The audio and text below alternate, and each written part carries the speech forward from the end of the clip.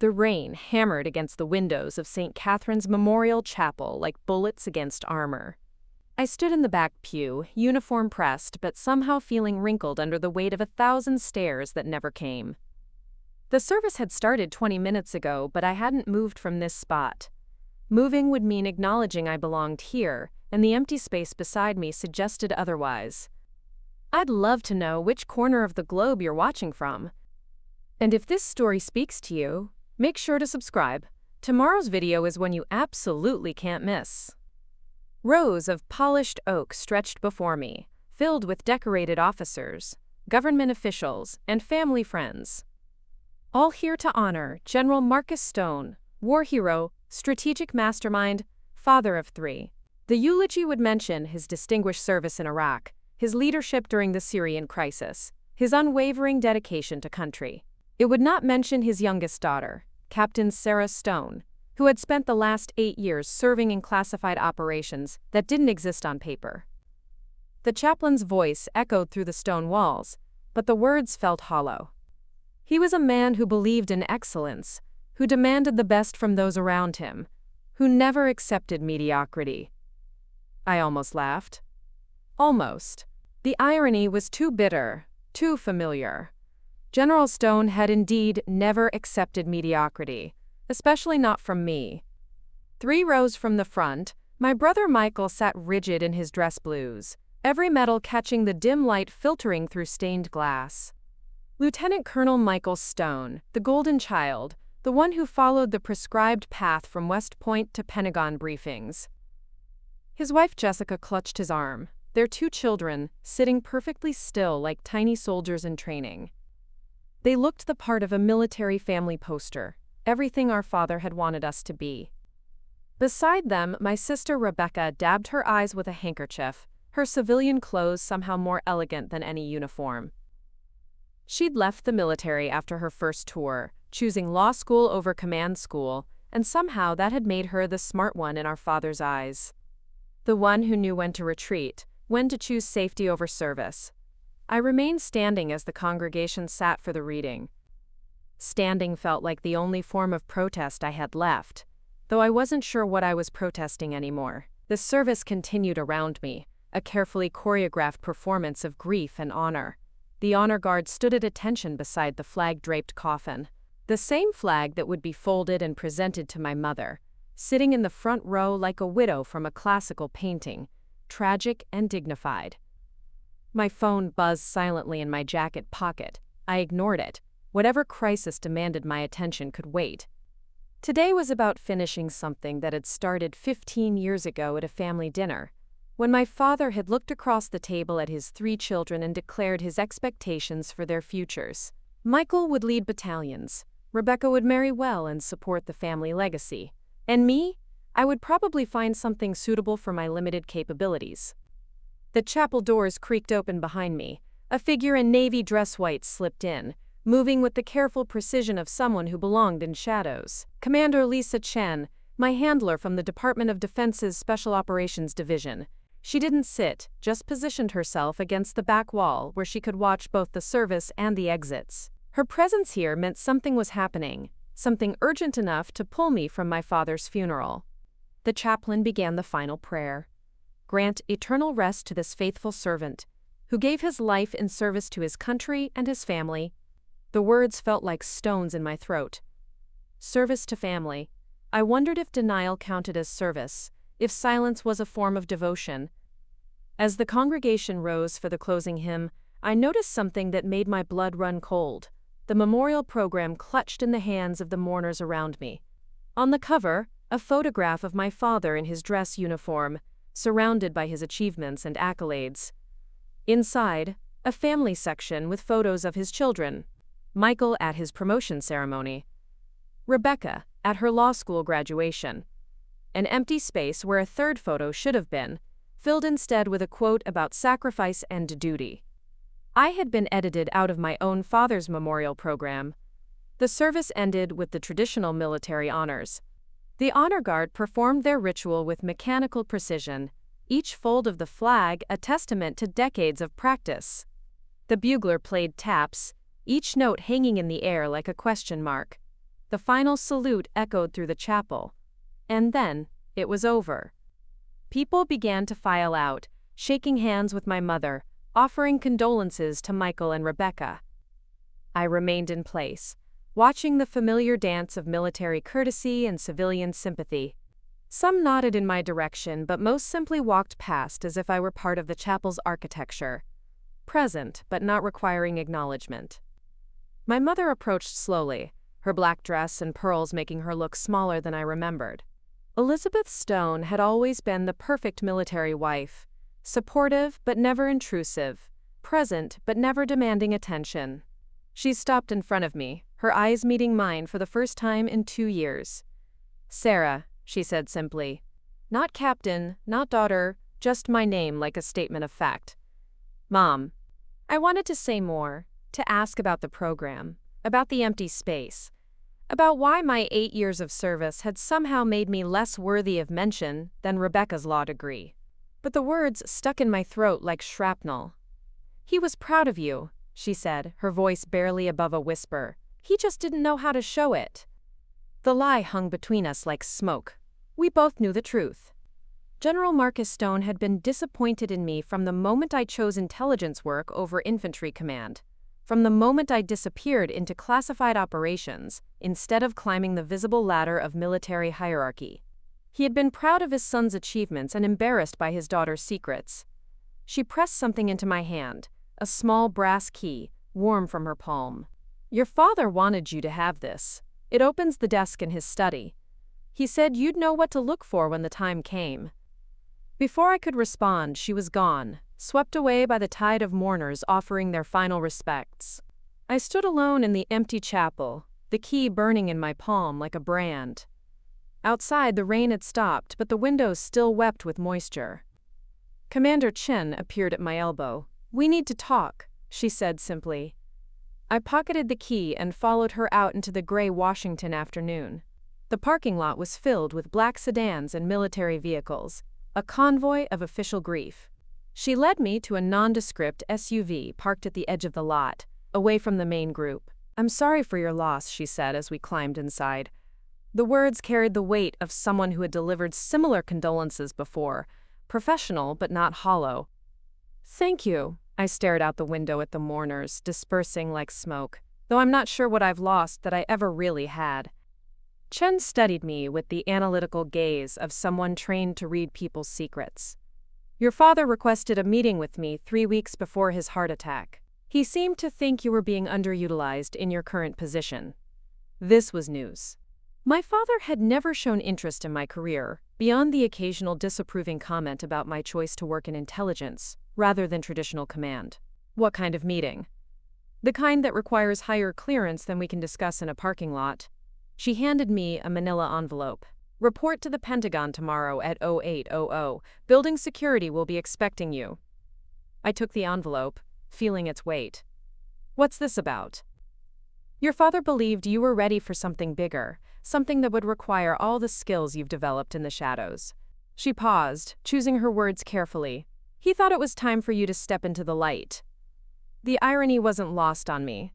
My father, who had spent years telling me I was wasting my potential in classified work, had apparently been working behind the scenes to elevate my career.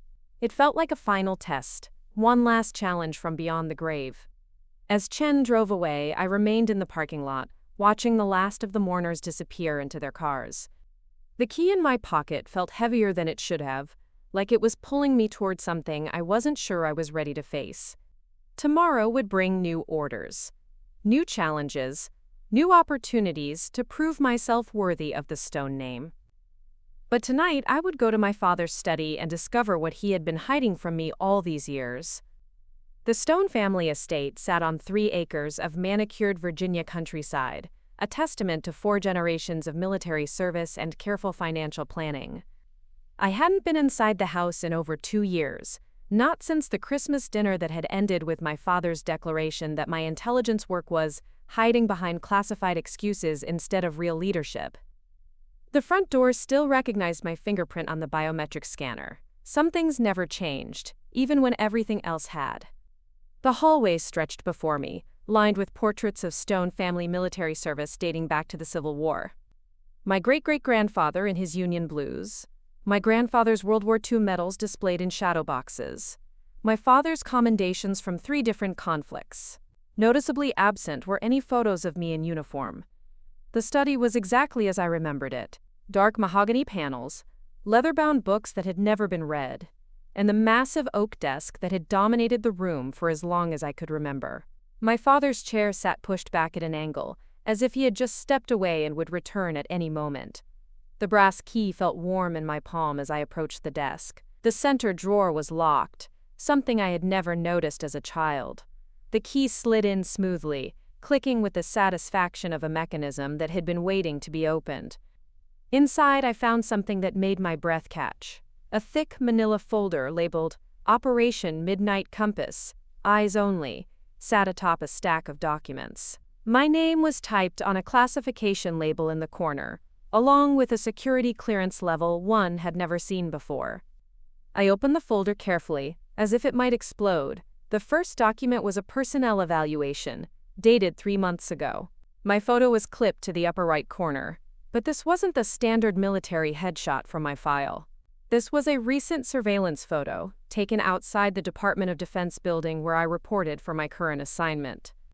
The evaluation was comprehensive, detailing operations I had never discussed with anyone, successes that had been classified so deeply that even I hadn't known their full impact. Someone had been watching my career very closely, documenting every mission, every decision, every moment of leadership that had gone unrecognized by the official channels. A lot of love and effort went into bringing this story to life.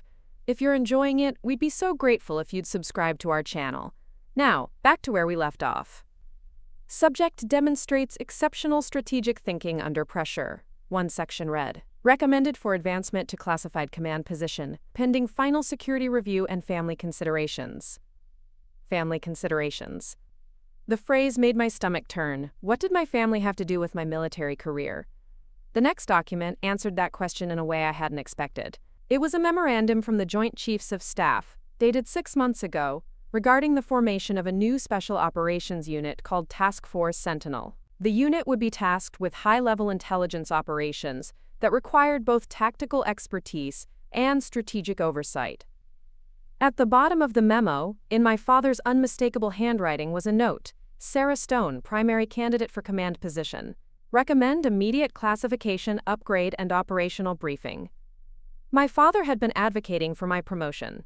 The same man who had spent years criticizing my career choices had been working behind the scenes to advance my position. The contradiction made my head spin. I flipped through more documents, each one revealing another layer of a conspiracy I hadn't known existed. There were budget allocations for equipment I had never seen, personnel files for operatives I had never met, and mission parameters for operations that sounded like science fiction. But it was the final document that made everything click into place. A classified report on a security breach within the Department of Defense dated 8 months ago. Someone had been leaking classified information to foreign intelligence services, and the leak had been traced to someone with access to the same operations I had been working on. The report concluded that the leak had come from within the special operations community, someone with intimate knowledge of ongoing missions and future planning. The investigation had been classified at the highest levels, with only a handful of people cleared to know the details. My name appeared in the report as both a potential target and a potential asset. The investigation had cleared me of any wrongdoing, but it had also identified me as someone who might be in danger from the actual perpetrator. I was still processing this information when I heard footsteps in the hallway. Heavy, deliberate steps that I recognized immediately. Michael was in the house. I quickly closed the folder and slid it back into the drawer, but I didn't lock it. Something told me I would need to access these documents again, and soon. The footsteps stopped outside the study door. Sarah, Mom said you might be here. Michael's voice carried the same authoritative tone he had used since we were children. The voice of someone who had never questioned his place in the family hierarchy. I turned to face him as he entered the room. He had changed out of his dress uniform into civilian clothes, but he still carried himself with military bearing. His eyes went immediately to the desk, noting the open drawer. Finding what you're looking for? He asked, his tone carefully neutral. I'm not sure what I'm looking for yet. I studied his face, trying to read the expression behind his practiced military composure. "Did you know about Operation Midnight Compass?" Something flickered in his eyes, so brief I almost missed it. "I don't know what you're talking about." It was a lie, and we both knew it. Michael had never been good at deception, a trait that had served him well in traditional military roles, where honesty was valued, but poorly in situations that required subtlety. "He was trying to help me," I said, more to myself than to him. All this time, I thought he was disappointed in my career choices, but he was actually working to advance my position. Michael moved closer to the desk, his posture shifting into something more defensive. Dad was complicated. He didn't always communicate his feelings clearly. "This isn't about feelings, Michael. This is about a classified operation that someone has been keeping from me." I pulled the folder back out of the drawer, holding it up so he could see the classification markings. Someone who knew that I was being considered for a command position. "Huv." His jaw tightened. "Sarah, you need to be careful. There are things happening that you don't understand." "Then explain them to me." I set the folder on the desk between us. "Tell me why my father was advocating for my promotion while treating me like a disappointment at family dinners." Michael was quiet for a long moment, his eyes fixed on the folder. When he finally spoke, his voice was barely above a whisper. "Because he knew someone was trying to sabotage your career. He thought if he acted disappointed in public, it would throw them off the scent." The words hit me like a physical blow. Someone was sabotaging my career? Dad discovered it about a year ago. Someone with access to high-level personnel decisions had been systematically blocking your advancement, making sure you stayed in lower-level positions where you couldn't threaten their operations. Michael's composure was cracking, years of hidden knowledge spilling out. "He didn't tell you because he thought it would be safer if you didn't know." I felt the room spinning around me. Who was doing this? Michael's phone buzzed. He glanced at it, and his face went pale. "We need to leave, now." "What? Why?" "Because someone just accessed the security system, someone who shouldn't have the codes." He grabbed my arm, pulling me toward the door. "Sarah, whoever killed Dad, they're coming for you next." The words didn't make sense. "Killed? Dad died of a heart attack." "No," Michael said grimly, "he didn't, and the people who murdered him just realized you have access to his files." We ran through the house toward the back exit, leaving behind the folder and all the answers I had just begun to find. But as we reached the door, I heard something that made my blood freeze. The front door was opening, and multiple sets of footsteps were entering the house. Footsteps that moved with military precision, but weren't announcing their presence. Michael pulled me into the darkness of the Virginia night, but I knew we were already too late. Whoever had been sabotaging my career had just escalated to something far more dangerous. And I still had no idea who they were. The safe house sat in an industrial district of Alexandria, wedged between an auto repair shop and a 24-hour laundromat. From the outside, it looked like any other abandoned warehouse, complete with broken windows and graffiti-covered walls. Inside, it was a fortress of steel and technology that could withstand a small military assault. Commander Lisa Chen had been waiting for us when we arrived 3 hours earlier. She hadn't asked questions about why we were running or how we had escaped the estate. Military intelligence officers learned early that sometimes the most important information came without explanations. Now I sat at a bank of computer monitors, scrolling through personnel files that should have been far beyond my security clearance. Chen had connected me to a classified database called Prism 7, a system I had heard whispered about but never seen. Every keystroke felt like I was peeling back layers of a conspiracy that reached deeper than I had imagined. "Your father accessed this same database 6 weeks before his death," Chen said, standing behind my chair. "He was looking for patterns in personnel decisions across multiple agencies." The screen displayed a timeline of my career, but not the version I remembered. This timeline showed opportunities that had been offered and then mysteriously rescinded. Promotions that had been recommended and then blocked. Training programs I had been selected for and then told were canceled due to budget constraints. "This can't be right," I said, pointing to an entry from 3 years ago. "I was never offered the position at Cyber Command." "You were," Michael said from across the room. He was manning a communications station, monitoring channels for any sign that we had been tracked to this location. The offer came through official channels, but someone intercepted it before it reached you. I felt sick. How many opportunities did I lose? Chen leaned over and typed a command into the keyboard. A new window opened, showing a comparative analysis between my career progression and that of my peers. The difference was staggering. Officers with similar records and qualifications had advanced 2 or 3 ranks above me, while I had remained essentially stagnant for the past 4 years. Someone wanted to keep you exactly where you were, Chen said. The question is why? I continued scrolling through the files, looking for any pattern that might explain the systematic sabotage. That's when I found something that made my heart stop. A financial analysis showing unusual monetary transfers between several Department of Defense accounts and a private consulting firm called Blackwater Strategic Solutions. Chen, what do you know about Blackwater Strategic? She moved to a different terminal and began typing rapidly. Private military contractor. They provide security consulting and intelligence analysis for government agencies. Officially, they're legitimate. Unofficially. She paused as data filled her screen. They've been linked to several operations that pushed the boundaries of legal authority. The transfers were substantial. Millions of dollars had flowed from classified operation budgets into Blackwater accounts over the past 2 years. But what caught my attention was the authorization signatures on the transfer orders. Michael, come look at this, I pointed to the screen. Do you recognize this signature? He studied the display and his face went white. That's Colonel James Morrison. He's been Dad's chief of staff for the past 3 years. Morrison. I remembered him from family gatherings. A tall man with steel gray hair and the kind of presence that made junior officers straighten their spines.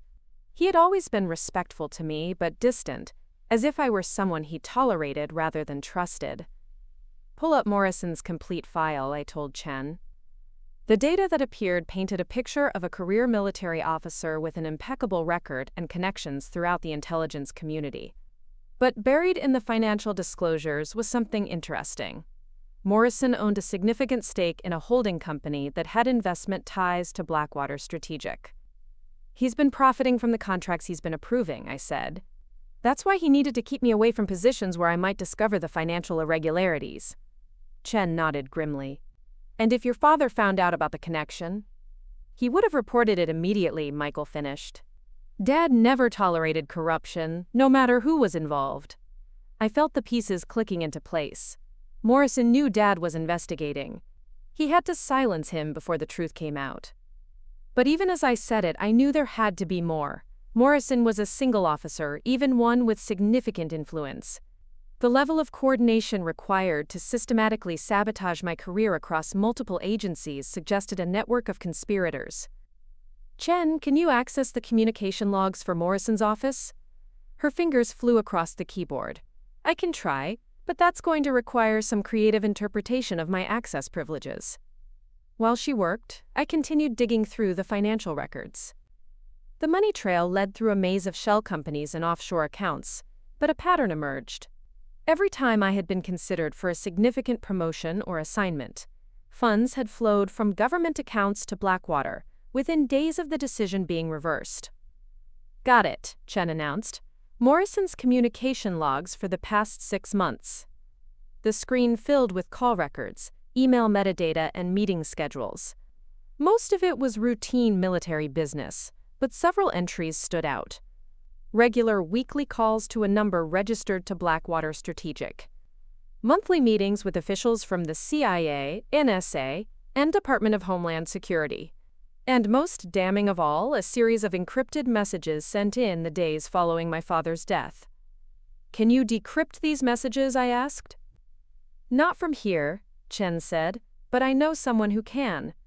She picked up a secure phone and dialed a number from memory. Martinez, it's Chen. I need a favor, and I need it fast. A pause. How quickly can you crack military-grade encryption? Because we're sitting on something that could bring down half the Pentagon. While Chen arranged for technical support, I turned my attention to the meeting logs. Morrison had been unusually busy in the weeks before my father's death.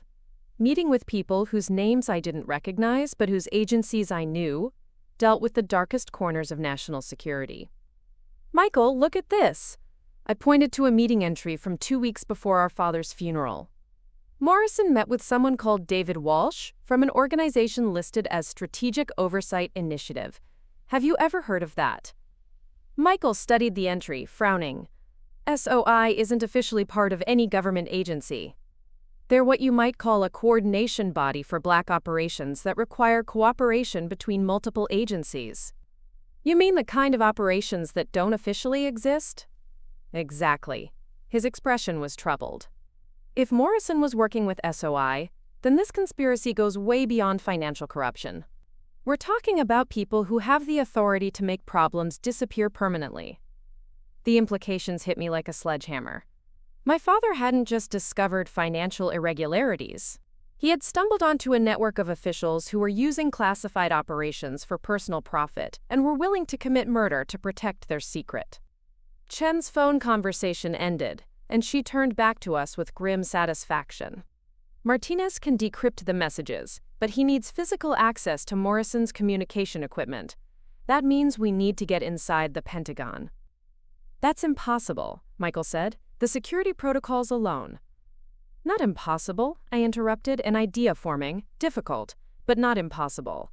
Especially if we have inside help. Chen raised an eyebrow. What are you thinking? I pulled out my phone and scrolled through my contacts until I found the number I was looking for. I'm thinking that tomorrow morning I have a meeting at the Pentagon. A meeting that was arranged by my father before his death. As I dialed the number, I realized that what had started as a search for answers about my father's disappointment in me had become something much larger. I wasn't just fighting for my career anymore. I was fighting for justice for a man who had died trying to protect both his country and his daughter. The phone rang twice before a familiar voice answered. Commander Chen's office. This is Captain Stone. I need to move up my appointment to first thing tomorrow morning. And I'm going to need extended access to classified systems for my briefing. There was a pause. That's highly irregular, Captain. So is murdering a general to cover up a conspiracy, I said. Tell your supervisors that I have information about Operation Midnight Compass that requires immediate attention. I hung up and looked at Chen and Michael. Both were staring at me with expressions that mixed admiration and concern. You realize you just declared war on some very dangerous people, Chen said. No, I replied, checking my service weapon and sliding it back into its holster. They declared war on my family. I'm just finally fighting back. The Pentagon at dawn looked like a fortress carved from morning mist. I had been through these corridors hundreds of times during my career, but today felt different. Today I walked through the halls knowing that some of the people I passed might be complicit in my father's murder. My meeting wasn't scheduled until 0800, but I had arrived at 0630 to give myself time to navigate the building's security protocols without arousing suspicion. The badge Chen had provided me gave access to levels of the facility I had never seen before, corridors that didn't appear on any public building schematics. Colonel Morrison's office was located in the E-ring, close enough to the Secretary of Defense's suite to indicate his significant influence within the Pentagon hierarchy. As I approached his door, I could hear voices inside, a heated conversation that stopped abruptly when I knocked. Enter, came Morrison's familiar voice. I stepped inside to find him seated behind his desk, but he wasn't alone. A woman in a tailored civilian suit sat across from him, her back to me. When she turned, I recognized the sharp features and calculating eyes of someone I had seen in classified briefings, but had never met personally. Captain Stone, Morrison said, rising from his chair, I wasn't expecting you for another hour. I wanted to review some preliminary materials, I replied, noting how the woman was studying me with the intensity of someone evaluating a potential threat. I hope I'm not interrupting anything important. Not at all, the woman said, standing and extending her hand. Director Amanda Cross, Strategic Oversight Initiative. I've heard quite a lot about you, Captain. SOI, the shadow organization Michael had mentioned. I shook her hand, feeling like I was touching a snake. All good things, I hope. Cross smiled, but it didn't reach her eyes. Your father spoke of you often. He was very protective of your career interests. The way she emphasized, quote, protective, made my skin crawl. Morrison gestured toward a chair, but I remained standing. Perhaps we should proceed with the briefing. I understand there's been some urgency attached to my assignment. Indeed, Morrison said, moving to a wall-mounted display screen. Operation Midnight Compass has reached a critical phase. We need someone with your particular skill set to take command of the next phase. As he spoke, classified documents appeared on the screen. Mission parameters for operations I had never heard of, budget allocations that dwarfed anything I had worked with before, and personnel assignments that included some of the most dangerous operatives in the intelligence community. But something was wrong with the presentation. The operational details were too vague, the timelines too convenient, and the resource allocations were exactly the kind that would be difficult to track or audit. This wasn't a real operation briefing, this was a setup. The mission objectives seem rather broad, I said carefully. What's the specific threat we're addressing? Cross and Morrison exchanged a look that lasted just a fraction of a second too long. Terrorist infiltration of defense contractor networks, Cross said. We have reason to believe that classified information has been compromised. I almost laughed. They were describing their own operation. What kind of classified information? Personnel files, operational budgets, strategic planning documents, Morrison replied. The kind of information that could be used to target key military personnel. Like my father, I thought. Have there been any casualties related to this infiltration? Another exchanged look. We prefer not to discuss operational casualties in preliminary briefings, Cross said. I decided to push harder. Colonel Morrison, I've been reviewing some budget documentation related to Operation Midnight Compass. There seem to be some discrepancies in the contractor payments. Morrison's expression didn't change, but I saw his hand move slightly toward his desk drawer. What kind of discrepancies? Payments to entities that don't appear in the standard contractor database, shell companies with unclear operational purposes. I watched his face carefully, including significant transfers to Blackwater Strategic Solutions. The room went very quiet. Cross was staring at me with undisguised hostility now, and Morrison's hand had definitely moved closer to his drawer. Captain Stone, Morrison said slowly, those financial details are classified above your current security level. Are they? I pulled out my phone and showed him the screen, which displayed my updated security clearance. Jen had worked some magic overnight. Because according to my current clearance level, I have access to financial oversight data for any operation I'm being asked to command. Cross stood abruptly. Colonel Morrison, perhaps we should postpone this briefing until Captain Stone has had time to review the appropriate materials. I think we should continue, I said firmly, especially since I have some questions about the Strategic Oversight Initiative's role in this operation. Morrison's drawer was now partially open. I could see the edge of what looked like a service weapon. Captain, I think you may be operating under some misconceptions about the nature of this assignment. Such as? Such as believing that you have any choice in whether to accept it. The threat was now explicit. I had walked into a trap, but I wasn't defenseless. My own weapon was holstered under my jacket, and I had been trained to draw and fire faster than most people could react. Are you threatening a federal officer, Colonel? I'm explaining the realities of national security, Morrison replied. Sometimes individual preferences have to be subordinated to larger strategic needs. Cross moved toward the door, but not to leave. She was positioning herself to block my exit. Captain Stone, your father had similar concerns about operational parameters. Unfortunately, his inflexibility became a liability. There it was, a confession that they had killed him. My father was investigating financial irregularities in classified operations, I said. He discovered that you've been embezzling funds through contractor fraud. Your father was an idealist who didn't understand the complexities of modern warfare, Morrison said. Black operations require flexible funding mechanisms. What he called corruption, we call operational necessity. And murder? Is that also operational necessity? Cross smiled coldly. Your father's death was regrettable, but unavoidable. He was threatening to expose operations that are vital to national security. Morrison's hand was now fully on his weapon.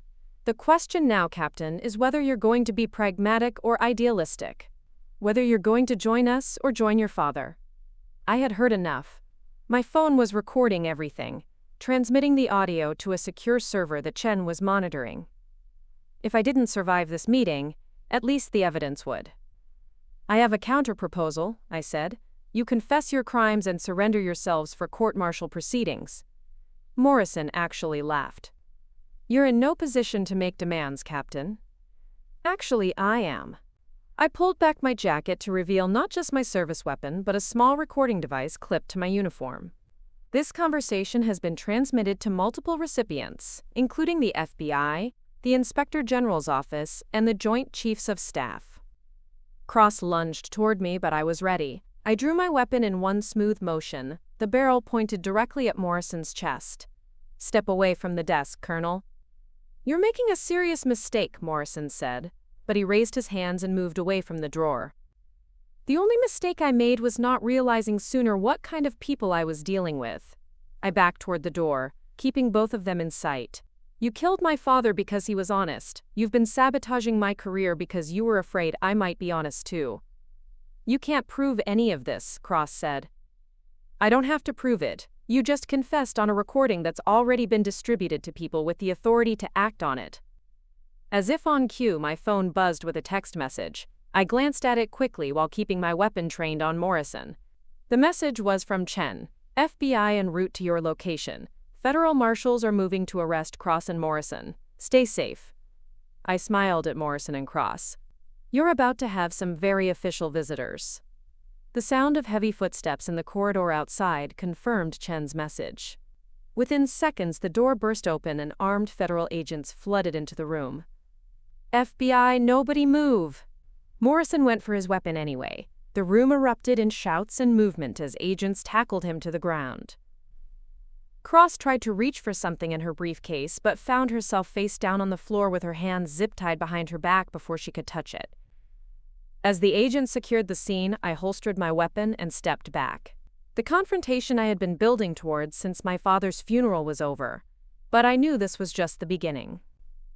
Morrison and Cross were just two pieces of a larger conspiracy, and there would be others who would need to be held accountable.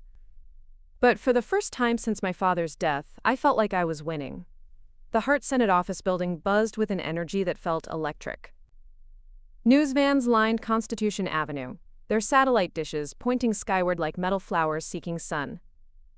Inside the marble corridors, reporters, congressional staff, and military officials moved with the purposeful urgency of people who knew they were about to witness history. I sat in the witness preparation room reviewing my testimony one final time. The events of the past week had moved with lightning speed after Morrison and Cross's arrest.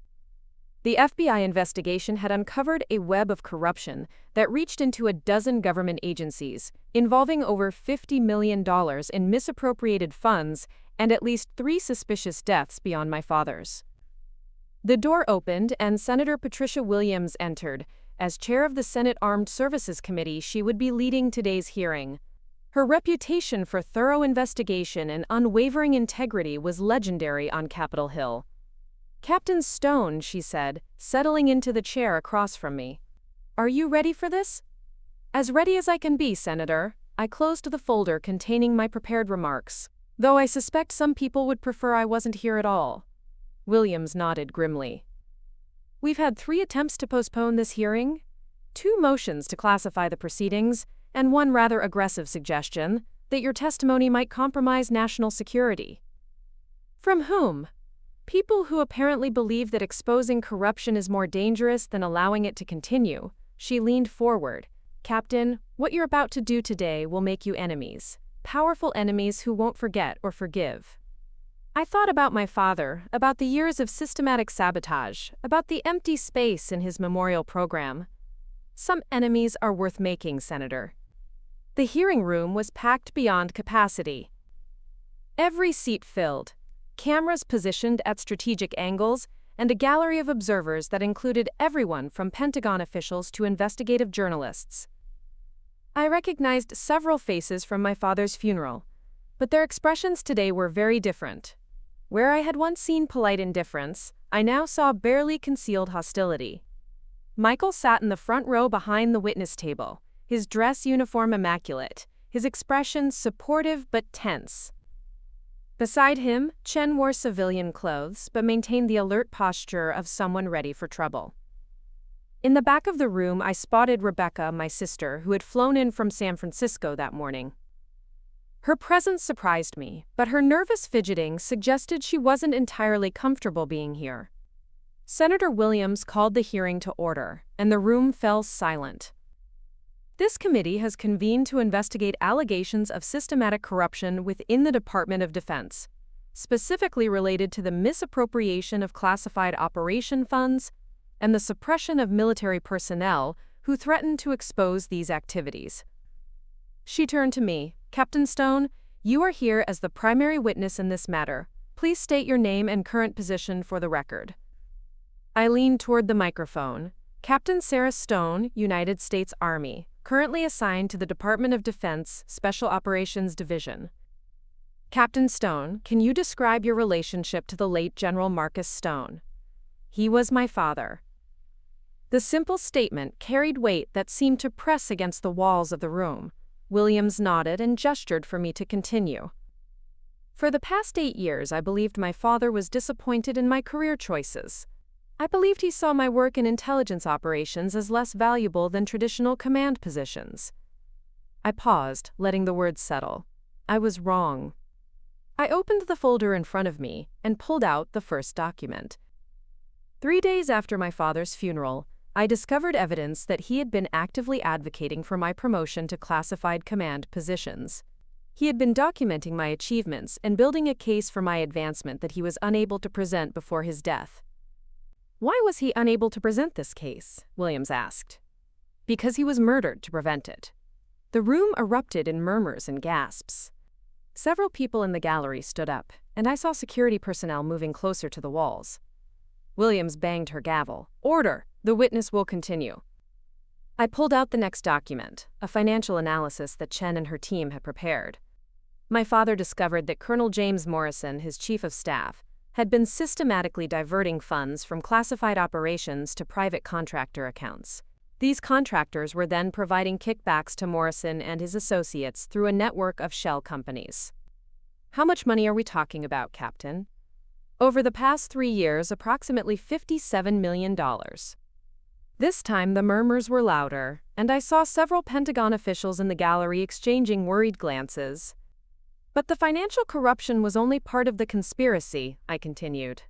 Morrison and his associates had been manipulating personnel decisions to ensure that officers who might discover their activities were either reassigned to positions where they couldn't access relevant information or had their careers systematically sabotaged. Were you one of these officers? Yes, Senator. For the past 4 years, I have been repeatedly passed over for promotions I was qualified for, removed from training programs without explanation, and assigned to positions that underutilized my skills and experience. I pulled out the career comparison analysis. This document shows that officers with similar qualifications and experience advanced an average of 2 full ranks above me during the period when Morrison was influencing personnel decisions. Williams studied the document I handed her.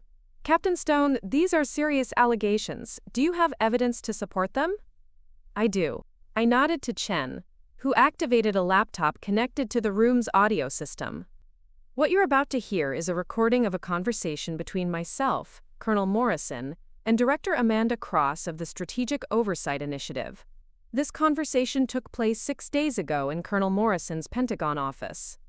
The room fell silent as Morrison's voice filled the space. Your father was an idealist who didn't understand the complexities of modern warfare. Black operations require flexible funding mechanisms. What he called corruption, we call operational necessity. Then Cross's voice.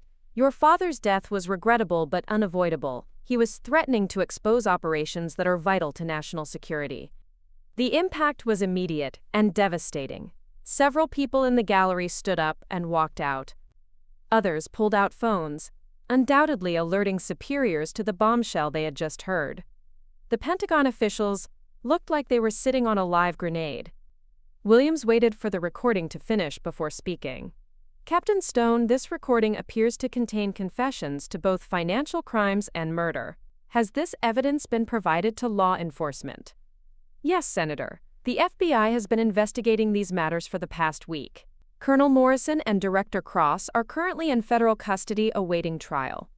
Are there other individuals involved in this conspiracy? This was the moment I had been dreading.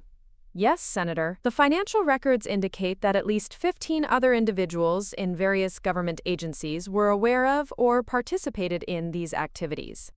I pulled out the final document, a list of names that read like a who's who of defense establishment figures. These individuals either received direct payments from the fraudulent contracts or used their positions to facilitate the cover-up. Williams reviewed the list, her expression growing more troubled with each name. Captain Stone, some of these individuals hold very senior positions in our national security apparatus. Yes, Senator, which is why my father's investigation was so dangerous to them, and why they felt murder was their only option. The room was now in complete chaos. Reporters were typing furiously, officials were making urgent phone calls, and the gallery was buzzing with conversation that threatened to drown out the proceedings. Williams banged her gavel repeatedly. "Order! This committee will have order!" As the room gradually quieted, she looked directly at me. "Captain Stone, what do you hope to achieve by bringing this information to light?" I thought about my father, about the years of hidden disappointment that had never been real, about the opportunities that had been stolen from me and countless others. Justice, Senator. For my father, for the military personnel whose careers were destroyed, and for the American taxpayers whose money was stolen to fund private luxury instead of national security. And what would you say to those who argue that exposing this corruption might damage national security? I looked directly into the television cameras. I would say that corruption is the greatest threat to national security. When our own officials are stealing from the programs meant to protect America, when they're willing to commit murder to hide their crimes, when they're manipulating personnel decisions based on personal profit rather than national interest, then we have no security at all. The hearing continued for another 3 hours, but the essential damage was done. By the time I left the witness table, the story was already breaking on every major news network. The Pentagon had announced the suspension of a dozen officials pending investigation. The FBI had issued warrants for 6 additional arrests. As I walked out of the hearing room, flanked by security personnel, I felt something I hadn't experienced in years. The weight of my father's pride, no longer hidden, no longer denied, but finally acknowledged by a country that was beginning to understand what he had died trying to protect. The courtroom in the Eastern District of Virginia was a study in contrasts. On one side sat the defendants, Colonel James Morrison, Director Amanda Cross, and 12 other government officials who had been swept up in the investigation that followed my Senate testimony. They wore expensive suits and maintained the composed expressions of people who still believed their connections might save them. On the other side, the prosecution team had assembled a mountain of evidence that would have been impossible to gather without the initial breakthrough from my father's hidden files. Bank records, encrypted communications, witness testimony from over 40 government employees who had finally found the courage to speak. The conspiracy that had once seemed untouchable now looked brittle and pathetic under the harsh light of federal scrutiny. I sat in the gallery, no longer a witness but an observer to the final chapter of a story that had consumed my life for months. The past 6 weeks had been a whirlwind of depositions, interviews, and briefings as the Justice Department built their case. Every day brought new revelations, new arrests, new evidence of how deeply the corruption had spread. Morrison was called to testify in his own defense, a decision his lawyers had clearly advised against. As he took the stand, I could see the man who had once commanded respect throughout the Pentagon now looked hollow, diminished by the weight of his exposed crimes. "Colonel Morrison," the prosecution attorney began, "you've heard testimony from multiple witnesses that you systematically diverted classified operation funds to private contractor accounts. Do you deny these allegations?" Morrison's voice was steady, but I could see his hands trembling slightly. "I deny that my actions constituted criminal behavior.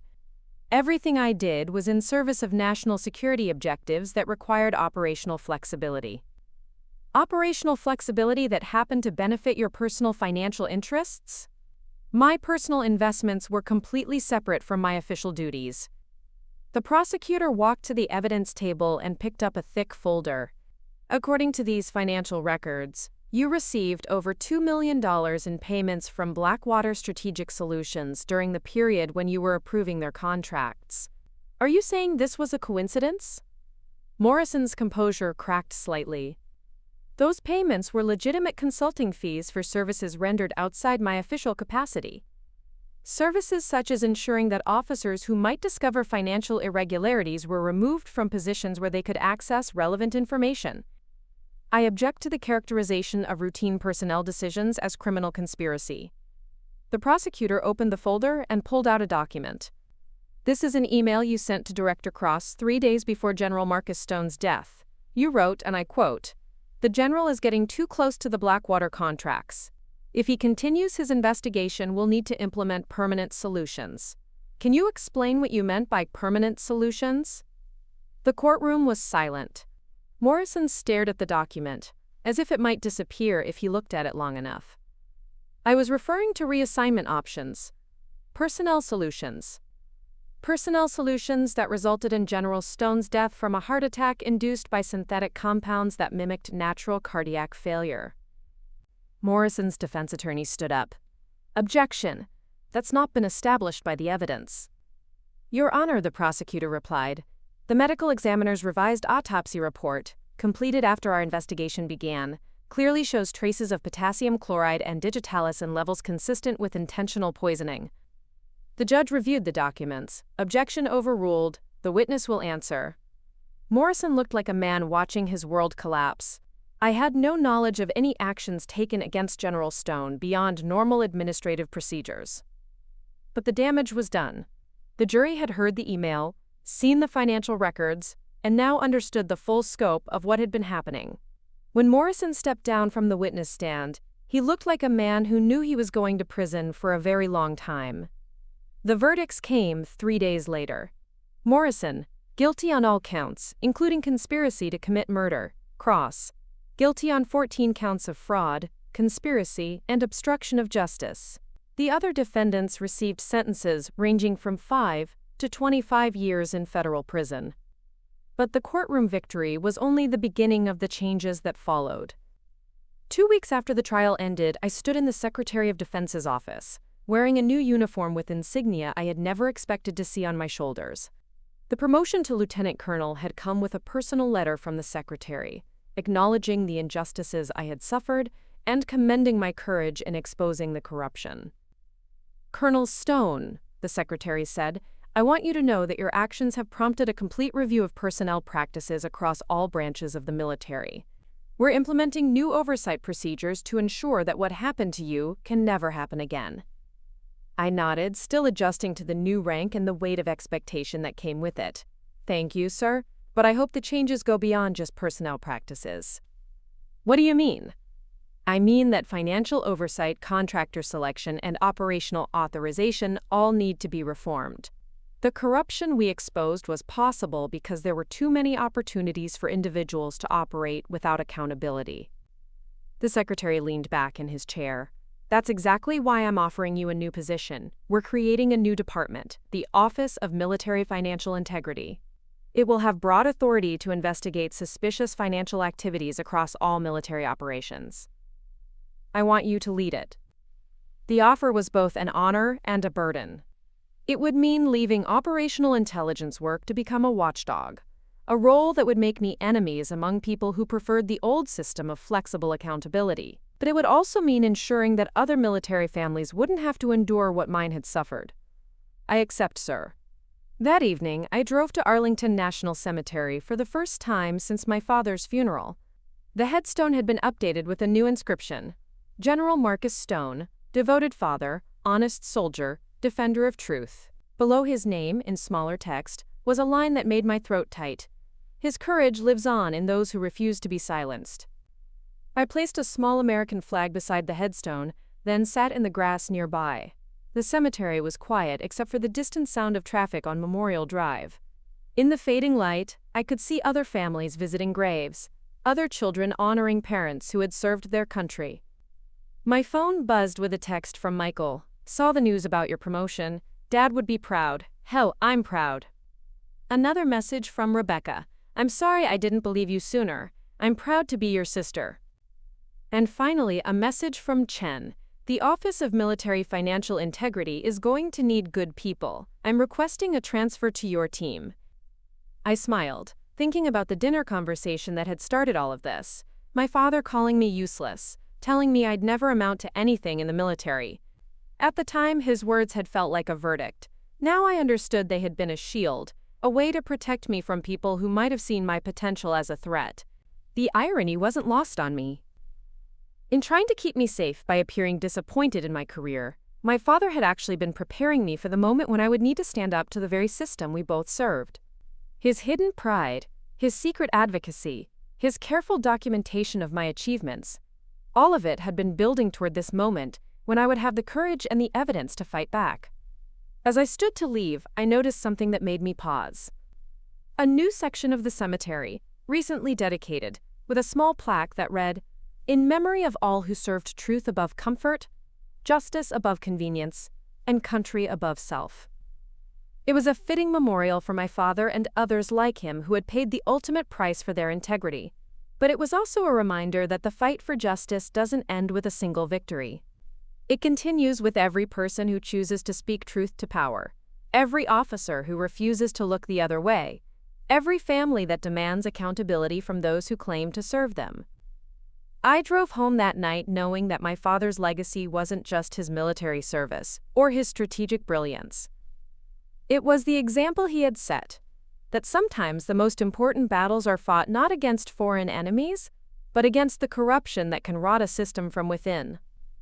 The Pentagon had called me Commander Stone in recognition of my new role, but I carried a different title in my heart, daughter of a man who had taught me that honor isn't about following orders, it's about knowing when to disobey them in service of a higher truth. And that was a lesson worth dying for, worth living for, and worth passing on to the next generation of soldiers who would face their own choice between silence and courage. Looking for more? We've got 2 amazing stories ready for you right on screen. If this one touched you, these are absolutely worth your time. Click to watch them now. And hey, subscribe and hit that bell to never miss our latest uploads.